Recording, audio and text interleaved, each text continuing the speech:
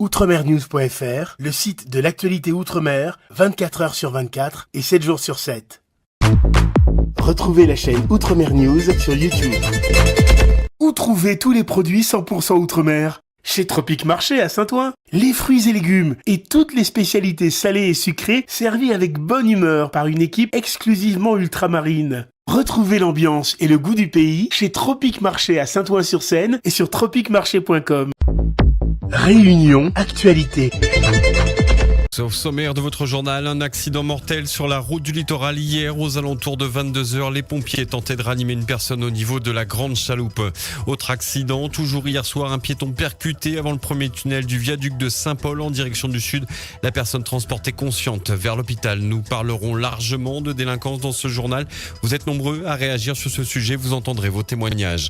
Météo, vigilance jaune, orage, forte pluie à compter de midi dans le secteur nord et ouest. Météo complète à retrouver en fin d'édition.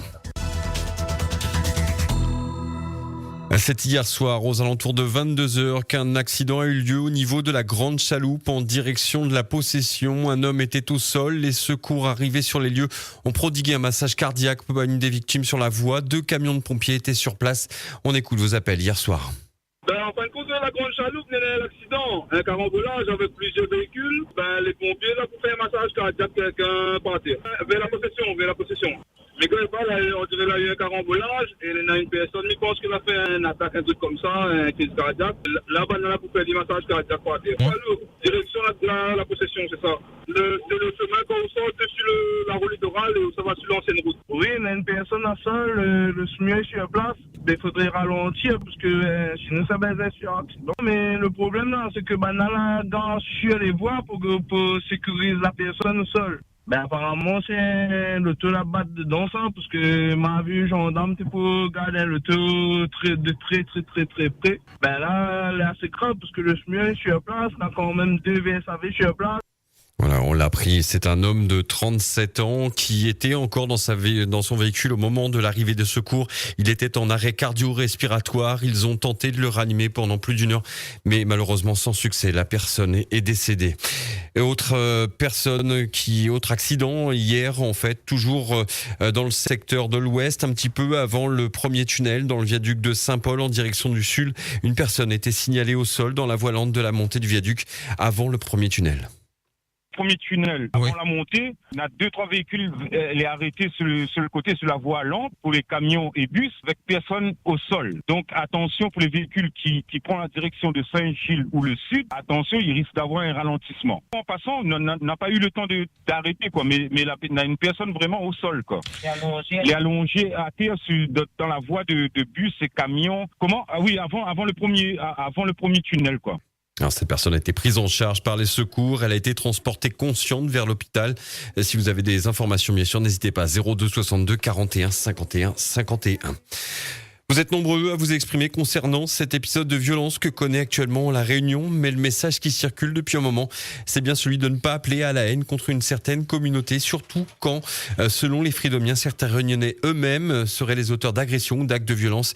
Il y a quelques années encore, comme dans le quartier du Chaudron ou au port par exemple, les auditeurs appelaient donc à la solidarité contre ces jeunes délinquants.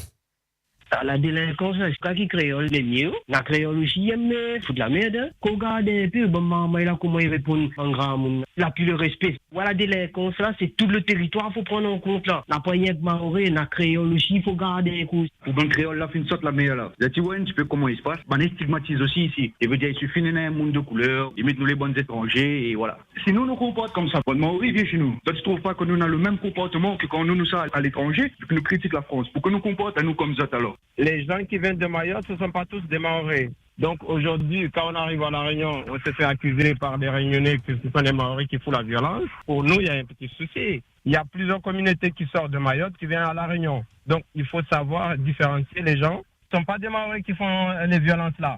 On peut trouver 1 ou 2 Maoris là-dedans. Mais il ne faut pas dire tout le temps que ce sont des Maoris. Il ne comprend pas pourquoi certains Réunionnais, il fait cet amalgame entre certains jeunes d'une certaine communauté qui fait des bêtises et qui associe ça à toute cette communauté. Parce que nous aussi, on a des petits jeunes réunionnais qui font des bêtises, qui agressent les gens. Il faut pas que nous fermions à nous les yeux là-dessus. Beaucoup de réunionnais deviennent agressifs dans les propos par rapport à certaines communautés.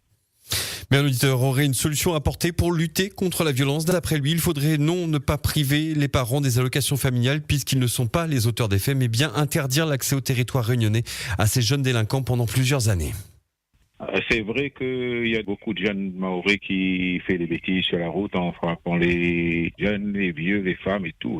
C'est pas leur mère, c'est pas leur père qui sont sur la route pour faire ces bêtises-là. Je pense que s'il y a un jeune ou quelques jeunes qui fait des bêtises, mettre un règlement, une loi en place, c'est de les interdire pendant minimum 10 ans de mettre le pied sur la Réunion malgré qu'ils sont français. Les parents et les petites sœurs, les vieux, les vieilles, ne peuvent pas payer pour les jeunes qui déconnent sur la route. C'est eux qui font ces bêtises. Expulsion et direct, on le met en prison. Ils sont français, mais ils ont leur île. Tout ça, on doit balancer dans leur pays. Vous pouvez continuer bien sûr à réagir sur notre antenne au 02 62 99 12 00. On l'a appris, Emmanuel Macron sera prochainement en visite dans notre île. Le président de la République devrait profiter de sa participation au 5e sommet de la Commission de l'océan Indien à Madagascar pour ensuite nous rendre visite. Christophe Damour. Absolument, Jérémy. Emmanuel Macron est attendu en avril à La Réunion. Le président de la République, Emmanuel Macron, sera en visite dans l'océan Indien au mois d'avril. Le président sera tout d'abord à Madagascar le 24 avril pour participer au 5e sommet de la Commission de l'océan Indien. À l'issue de ce sommet, Emmanuel Macron se rendra pour la première fois à l'île Maurice et viendra ensuite en visite à La Réunion. La dernière fois que le président de la République était en visite dans notre île remonte à 2019. L'agenda détaillé de ce déplacement présidentiel n'a pour l'instant pas encore été communiqué.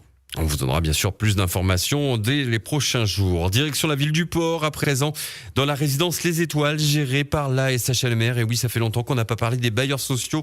Une autrice vit dans un logement insalubre. Cela fait des semaines qu'elle essaie d'alerter le bailleur social sans que rien ne soit fait. Elle vit dans la saleté, mais surtout, elle se retrouve envahie par des rats et des scolopendres qui ont élu domicile dans sa chambre. La situation est invivable pour cette maman d'un enfant handicapé. C'est un moment où je signale que j'ai des soucis chez moi. J'ai des scolopendres qui ont fait le nid dans mon lit, dans mon armoire. Il y a des rats. Je vis dans des odeurs, des gouffres, sachant que j'ai un enfant en situation de handicap. C'est pas normal. J'ai signalé plus d'une fois à mon bailleur. Il s'en fout royalement de moi. Je me tourne vers tout le monde, vers les élus, vers la mairie.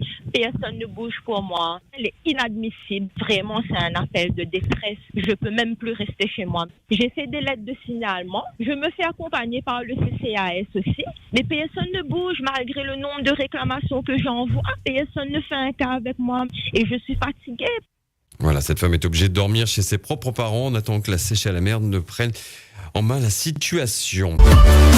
O-News Radio sur outremernews.fr.